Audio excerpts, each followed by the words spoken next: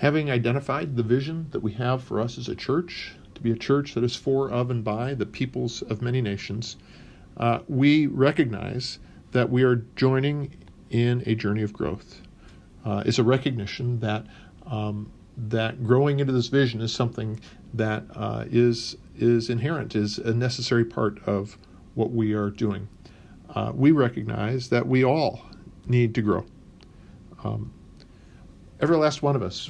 A key thing to say is it's not as though we have some people who get this and some people who don't, and somehow the people who get it are supposed to be patient and help the people who don't and get them to move along. All of us need to grow. It is true that some of us have experiences that help these people to better understand key aspects of this vision. So in that sense, people who have lived much of life in the minority, in a part of society that is not broadly represented or perhaps even understood, is not highly valued. People who have had this experience understand important parts of this vision that are harder for people who have always lived life in the majority.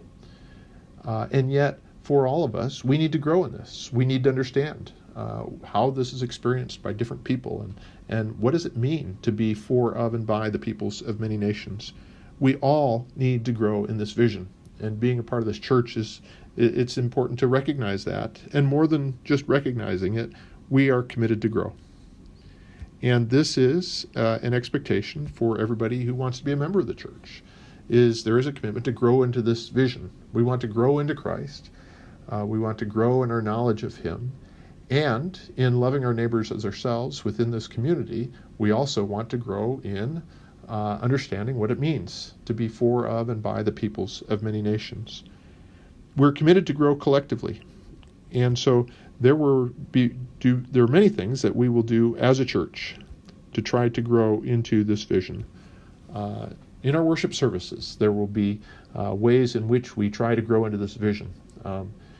In our governance, in how we behave, in our church meetings, how we do prayer together, what we do for discipleship and evangelism and fellowship, and all these things, we will find ways in which we are seeking to grow as a church.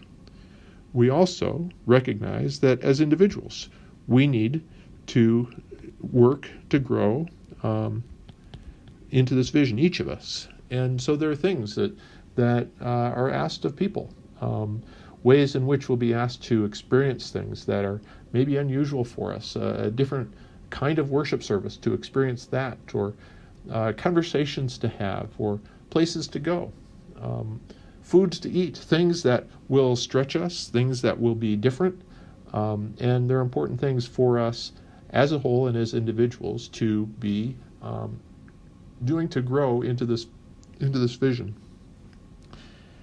We know enough so far to know that it can be complex. It is complex. It can be confusing.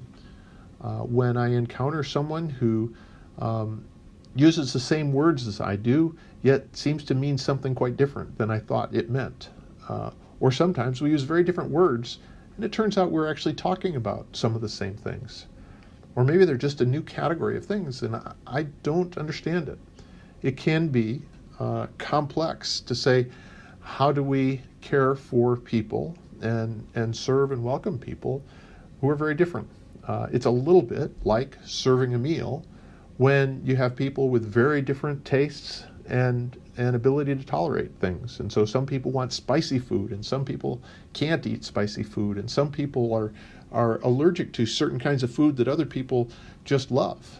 And it might be simpler to say, well, everybody go eat whatever you want to eat and we'll come back later. But we're committed to saying we want to do this together.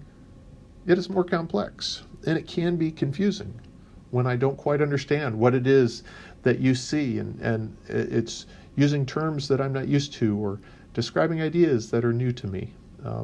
And when I try to explain things and other people look at me confused, or worse, think I am wrong because it's different. And so we deal with things that are complex and can be confusing, and yet we recognize and rejoice in the reality that what is happening through this vision is rich and rewarding. It is a way in which we better understand the fullness of God, into the manifold wisdom of God that is not very apparent when we're on our own. Yet when we come together across differences, we better understand the richness of who he is and what he has done and what he is doing in the world.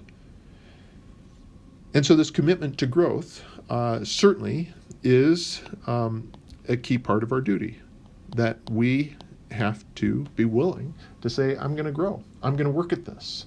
This will be a task that I'll take on. And sometimes it would be a lot easier just to say, I don't feel like growing in that, or I'd like to put my emphasis elsewhere. But being a part of the church, this is a part of the duty, is to grow into this vision. And we do this together. And that's a wonderful part of this vision, is this is a way in which we grow together and are enriched by people around us in ways that are new to us. And in this, our doctrine is enriched into see the fullness of God. We see his wisdom in ways that we couldn't see otherwise. We see the richness of what he has designed in this world and people and his vision for his body. So we join together in a journey of growth into this vision.